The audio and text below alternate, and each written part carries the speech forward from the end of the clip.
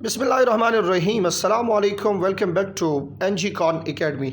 Techniques cytology के हमने शुरू किए हैं और ये जो टेक्निक है इलेक्ट्रोफोरेसिस। दो वर्ड्स हैं, ज़रा गौर से देखें। इलेक्ट्रो का वर्ड यूज़ हुआ है, ये चार्जेस के लिए है। तो इसको आपने डिफ़ाइन कैसे करना है, पहले इस डिफिनीशन को सीख लें और ये भी देखें ये टेक्निक यूज़ किस चीज़ के लिए होता है। तो this technique is use for separation of charged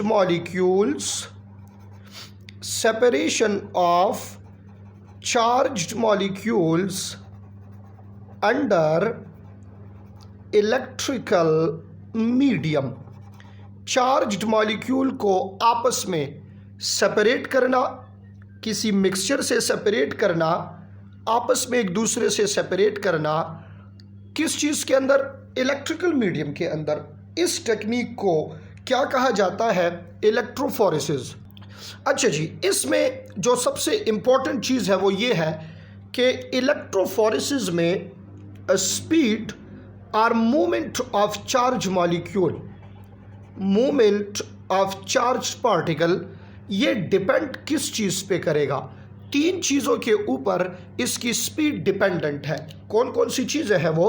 ज़रा गौर से मेरी तरफ देखिए। सबसे पहले नंबर ऑफ चार्जेस, कि उस मॉलिक्यूल में नंबर ऑफ चार्जेस कितने हैं। तो मैं लिख रहा हूँ number of charges is directly proportion to speed और movement in electrical medium towards opposite plate. तो जितने चार्जेस ज़्यादा होंगे उतनी स्पीड ज़्यादा होगी। नंबर टू, सेकंड चीज़ डिपेंड करती है साइज ऑफ मॉलिक्यूल।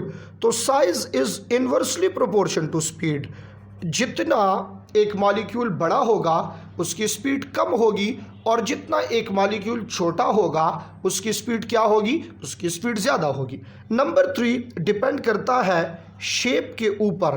तो कौन सा शेप चार्ज्ड मॉलिक्यूल का फास्ट मूव करेगा? सो रिमेंबर, लीनियर शेप जो है ये मूवमेंट इसकी फास्ट होगी। Linear move faster than circular.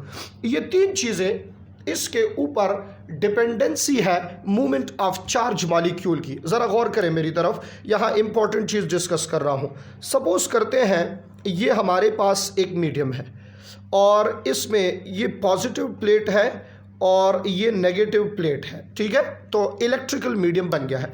इसमें सेमी लिक्विड मीडियम यूज़ होता है। यहाँ तो आपके कोर्स में नहीं लिखा, बट सेकेंड ईयर बायोटेक्नोलॉजी में आप पढ़ेंगे। यहाँ मीडियम में दो तरह की चीज़ें आप डाल सकते हैं, दो तरह के मीडियम इसमें यूज़ होते हैं जो वेल नोन है।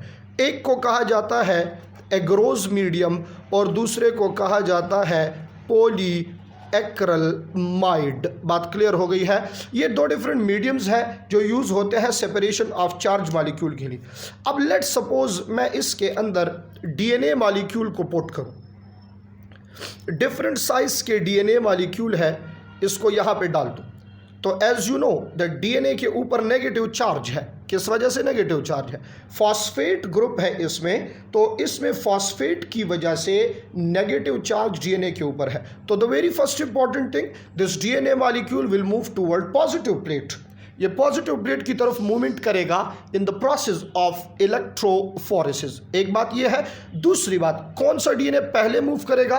तो ये तीन पॉइंट्स आपने याद रखने हैं, जिसके number of molecules, number of charges जिसके ज़्यादा हो, फिर साइज जिसका स्मॉल हो और शेप जिसका लीनियर हो। ये तीन चीज़ें यहाँ पे डिपेंडेंसी इंपॉर्टेंट है। क्लियर हो गई ये बात? So electrophoresis is use for the separation of charged molecule. इससे पहले हमने टेक्निक पढ़ा था, वो टेक्निक था सेंट्रीफ्यूगेशन, वो भी सेपरेशन का है। वो है separation of molecules on the base, separation of cell structures on the basis of density. वहाँ बेस क्या है?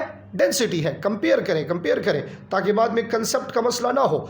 सेंट्रीफ्यूगेशन वो डेंसिटी के बेस पे सेपरेशन है, और इलेक्ट्रोफोरेसिस जो है ये हमारे पास सेपरेशन है on the basis of charged molecule. और ये तीन चीज़ें मैंने बता दी है, इस पे मूवमेंट डिपेंड करती है। यहाँ आपके कोर्स में इसकी सिर्फ डेफिनेशन और ये कुछ ही पॉइंट्स है, बाकी इसको आप डिटेल में पढ़ेंगे सेकेंड ईयर में चैप्टर बायोटेक्नोलॉजी में, जो कि एक कंसेप्चुअल चैप्टर है और एंट्री टेस्ट के हवाले से एक इंपॉर्टेंट चैप्टर अगर सिलेबस में हो तो उससे मुख्तलिफ कंसेप्चुअल किस्म के क्वेश्चंस आ सकते हैं। तो उसको बाकी इसको डिटेल में आप सेकेंड ईयर में पढ़ेंगे। यहाँ जिस हद तक है वो आपके सामने है, इसको क्लियर कर लें। मिलते हैं एक और लेक्चर में, एक और सेपरेशन का टेक्निक है जिसका नाम है क्रोमेटोग्राफी।